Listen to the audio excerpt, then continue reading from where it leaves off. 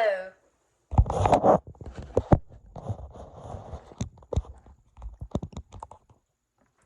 Hello, class. So we have been learning about how to add and subtract fractions with uncommon denominators. And let's remember that the numerator is on top of the fraction and the denominator is on the bottom of the fraction, okay? So if we are,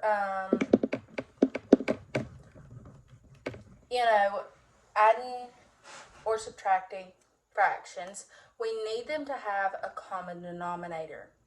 So there is a couple ways that you can find the common denominator of a fraction. So we are going to work through a few problems and hopefully clarify any problems. So remember, when adding or subtracting the fractions, you take the numerators,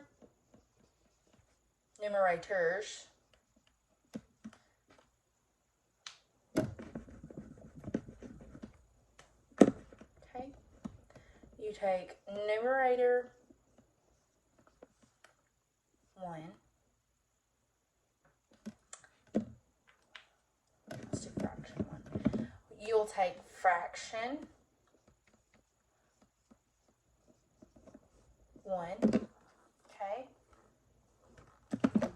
and I'm just going to use the example A over B for fraction 1, and then you take fraction 2, which is going to be C over D, and let's say we are adding.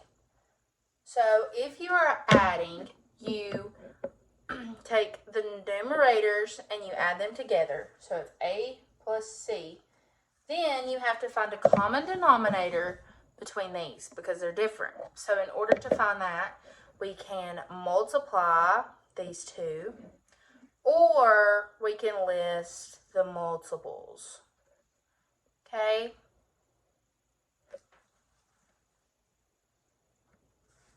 Okay? So the multiples. And find the least common multiple between these two. But today we're just going to focus on multiplying. So we are going to multiply B times D to get whatever that is. Whatever that common denominator is. Okay? So I am going to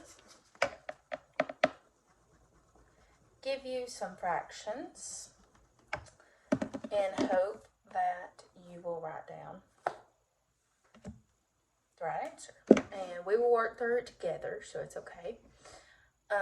So first, we are going to be focusing on 2/3 plus 1/2. Okay? 2/3 plus 1/2. So, before we begin the problem, let's remember that 2/3 is 2/3 of a whole fraction, okay? So remember, 1/3, 2/3, 3/3 makes up a whole fraction, okay? And let's remember 1/2.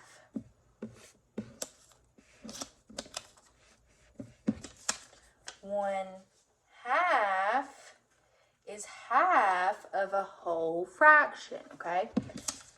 So then you got 2 halves make a whole. So 3/3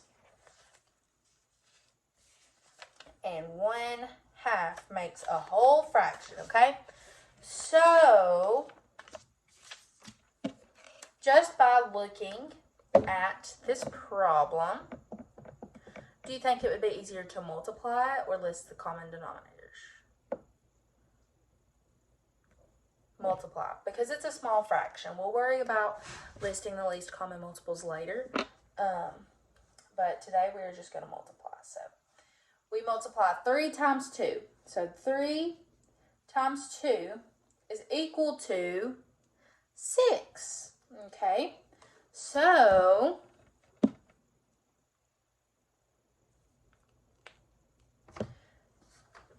our new denominator is going to be 6.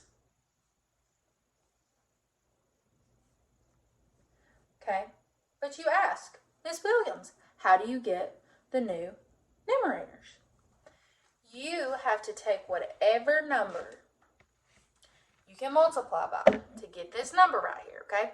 So you will multiply this fraction by 2 and this fraction by 3, okay? So our new fractions should be, what's 2 times 2? 4, and we already know that 6 is on the bottom. And what's 3 times 1? 3, which we already know that 6 is on the bottom. Okay, so our new fraction is 4/6 plus 3/6. Now, if you wanted to check your answer to make sure you are correct, let's see how many 6 makes up 2/3, okay? So I have my 2/3 right here. Okay, I have 2/3. So let's do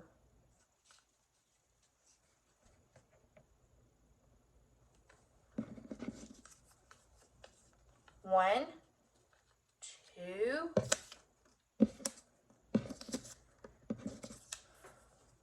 3,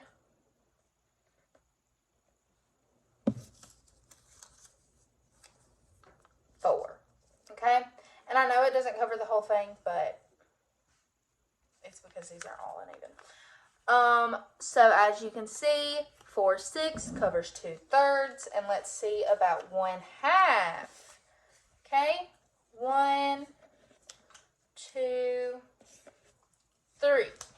So 3/6 covers 1/2. So that is why we have 4/6 plus 3/6.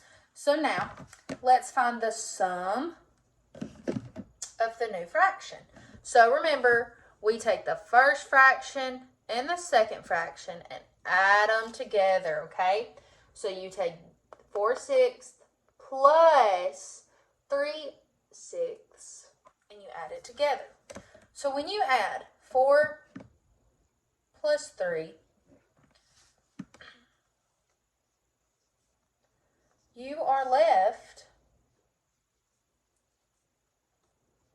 with 7. Okay, so 7 is the numerator.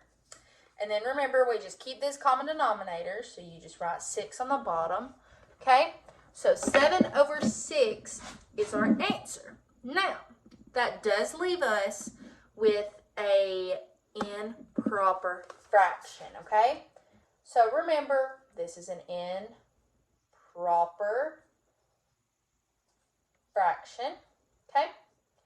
But we want it to go to a mixed number, okay?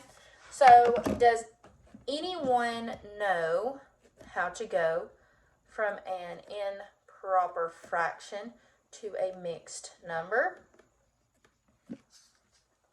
Does anybody know? Okay. What we do is we take the denominator of the improper fraction, which would be what? 6, and we divide it by the numerator, which is 7, okay? Okay, so 6 divided by 7. So what is the largest number that you can multiply by 6 to get 7? 1, okay?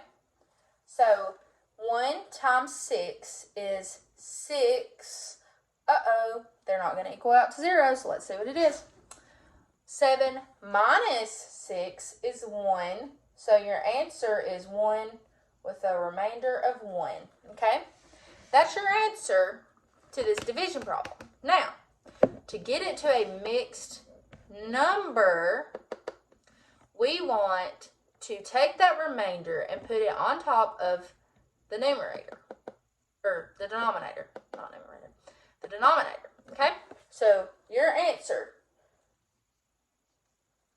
7/6, is converted to the mixed number 1 and 1/6. Okay? Now, if you wanted to double check your work, this is how you would do it.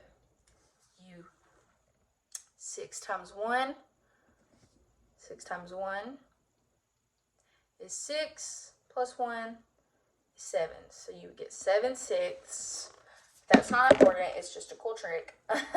So I hope that you learned a lot today from my lesson, and I hope that we clarified any misconceptions. We don't add straight across. We find the common denominator if there is an uncommon denominator amongst two fractions, and